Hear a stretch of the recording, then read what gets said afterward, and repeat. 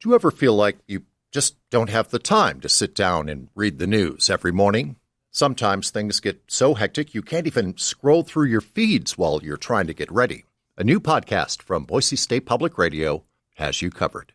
I'm George Prentice, and I want to invite you to check out The Connector every weekday morning. You can get up to speed on all of the Idaho news you need to start your day without ever interrupting your morning routine. All you have to do is hit play. That's The Connector from Boise State Public Radio. Find it wherever you get your podcasts. From the studios of Boise State Public Radio News, I'm Samantha Wright, filling in for Jim Agadat. It's Idaho Matters. Last August, lightning struck north of Emmett and sparked the Paddock fire, a devastating wildfire that burned 180,000 acres. It killed cattle, it burned down buildings, and it devastated the sagebrush landscape. Ranchers in Jim County are still trying to recover from the fire, and the land is going to show scars for years to come. This area is where thousands of elk and mule deer come in the winter, and the sagebrush and the bitterbrush that keep them alive during the cold months pretty much burned up with the fire.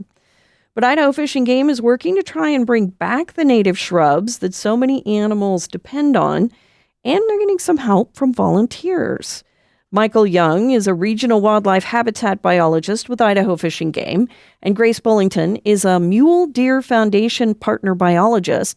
And together, with about 20 volunteers, they walked across the burn scar that was left behind by the fire last summer, and they began planting more than 40 million native plant seeds.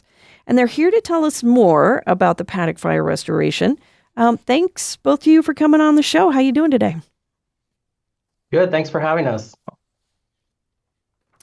Tell us about the Paddock fire. How much did it burn, and what are we talking about? Where is this area?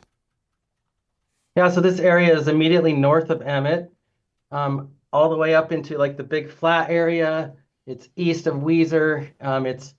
It's a high fidelity use winter range, and that means that mule deer go there every year regardless of what's going on with the habitat. So they're up in their summer range up on West Mountain, and they come down, and it doesn't matter if it burned or not, they're going to show up and then hopefully make it through the winter. And we lost, I think it was well over 180,000 acres, and we think that we have about 4,000 mule deer that use that area every winter. Wow, that's amazing. Okay, so let's talk about the sagebrush and the bitterbrush that burned up in the fire. We know sagebrush is very important in a lot of southern Idaho. This is what the mule deer eat, right? Is it primarily sagebrush?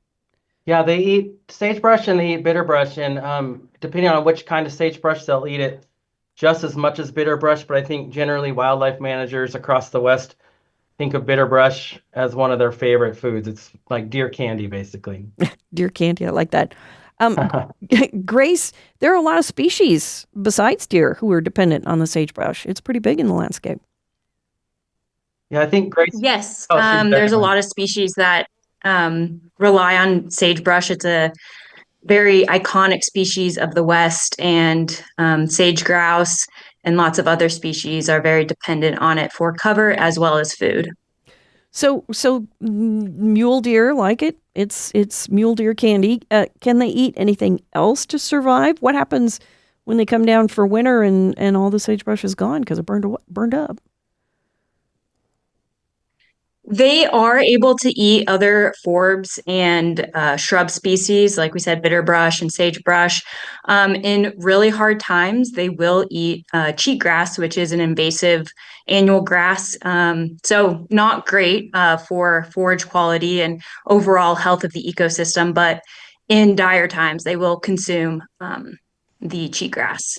Nobody wants to eat cheatgrass. Let's talk about the reseeding effort.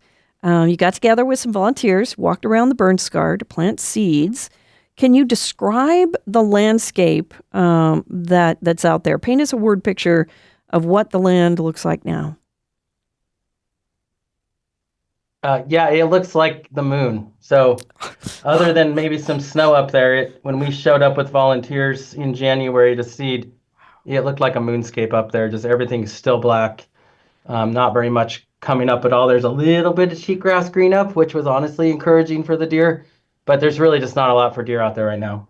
Wow. Okay, Michael, tell me about the kind of seeds that you were planting. What are we talking about? Just sagebrush and bitterbrush? Just sagebrush this time. Volunteers collect sagebrush for us every year, and with the Paddock fire burning, we targeted specific areas where we can get the right type of sagebrush for that area, and we planted it. Sagebrush does really well by hand and aerial seeding because it's such a small seed. It can find a little crack in the soil just with a little bit of runoff, and it can start growing, whereas bitterbrush has really large seeds, and it has to be planted in other methods than just throwing out of a bucket or out of a helicopter. You mentioned the right kind of sagebrush seed, and that it has to be local seeds. Why can't you just plant any old kind of sagebrush? Does that make a difference? It really does. So sagebrush, over time, as it's been on an area for eons, it hybridizes and adjusts to the climate, kind of that survival of the fittest model. And so in that particular area, we have basically three kinds of big sagebrush. And kind of the vast majority on the mule deer winter range is something that we call xeric big sagebrush. And it's basically a hybrid of mountain and basin sagebrush. And it's highly palatable, which means it tastes good and it has nutrition for the deer. So it's a really important species because it's a palatable species that grows in relatively dry areas compared to most of those shrubs that like at a higher elevation that might be more palatable just generally. So it's really important to have, and it's hard to find because you have to get the right place, the right location. Okay, Grace, there's this great video on the Fish and Game website. We'll put it on our website too. Of all of you out there, all the volunteers getting ready to plant the seeds and planting the seeds. How many volunteers did you have? We had right around 20 volunteers as well as some Fish and Game employees. But that's just a fraction of our entire volunteer base that we use and have in the Southwest Idaho.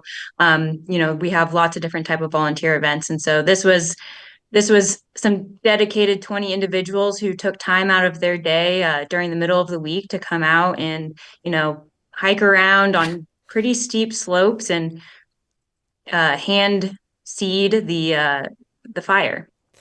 Well, and it looked pretty labor intensive, lots of work there. So what did the volunteers tell you, Grace, about why they gave up some time to try and come and help? Yeah, I think anyone who kind of volunteers on these type of opportunities, they all have a single goal and kind of values in mind of giving back to the land that has given them so much, whether that be through hunting, recreation, or just general beauty, clean air, healthy water. This land is intertwined with our lives, especially those living in southern Idaho. And so every individual has a story of why they love this land so much. And so they just want to give back to it and help restore it when it's impacted by fire. We're speaking with Michael Young. He's a regional wildlife habitat biologist with Idaho Fish and Game, and Grace Bullington. She's a MDF partner biologist about the reseeding effort after last summer's Paddock fire north of Emmett. So I'm curious, what happens if you don't reseed with these native sagebrush plants? Michael, if you just leave the area alone, is that when we get the cheatgrass? Yeah, well, cheatgrass is going to come back in the area regardless, and every single wildfire that happens on a particular site brings back more cheatgrass. It's really well adapted to come back after fire.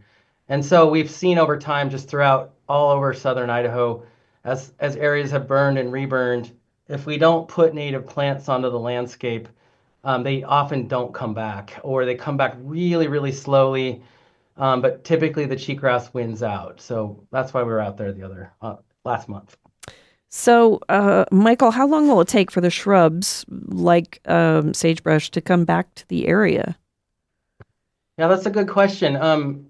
Because this is fairly high intensely used winter range by mule deer and elk, they're going to be eating the plants as they come up every winter. So there's some variations with how much snow falls and how well the plants are covered when they're young and how many deer are there. But we already noticed in the area, we had done a planting in the fall actually up there with volunteers where we hand planted seedlings.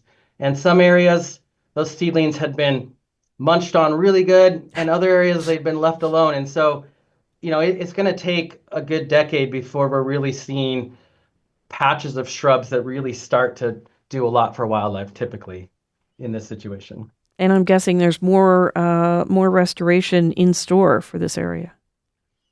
Absolutely. We did an aerial seeding as well after we did the volunteer hand seeding with a helicopter, and then we will be out there doing some more hand plantings. And then we hear the BLM is also going to be seeding some of the public land, hopefully just in the next couple of weeks before it gets too late. So it's a constant battle to get all these habitat restoration projects done, and we're working hard on it. Grace, you say in the video that wildfires like this can be devastating and discouraging, but that volunteers give you hope. We've got about a minute left. Can anybody be a volunteer? And how important are they to what you do? Yeah, anyone can be a volunteer, young, old. We have lots of different type of volunteer opportunities for habitat restoration. And so you can find, what are you really passionate about? And usually we have some kind of project that aligns with that passion. And so you can, volunteer with your local fish and game office. They usually all have some type of volunteer efforts. And so you can reach out to them. And yeah, we encourage people to get out there and give back to the land and really think about how can we be good stewards of the land. Wow, I want to thank you both for what you're doing and everything you do to try and help the mule deer and the elk and all the other animals out there. I really appreciate it. Yeah, thank you so much. We've been speaking with Michael Young. He's a regional wildlife habitat biologist with Idaho Fish and Game. And Grace Bullington, she's a Mule Deer Foundation partner biologist, about the reseeding effort after last summer's Paddock fire north of Emmett. We'll put a link to the Great Fish and Game video of the reseeding effort on our website, BoiseStatePublicRadio.org. I'm Gemma Gaudette, and this is Idaho Matters.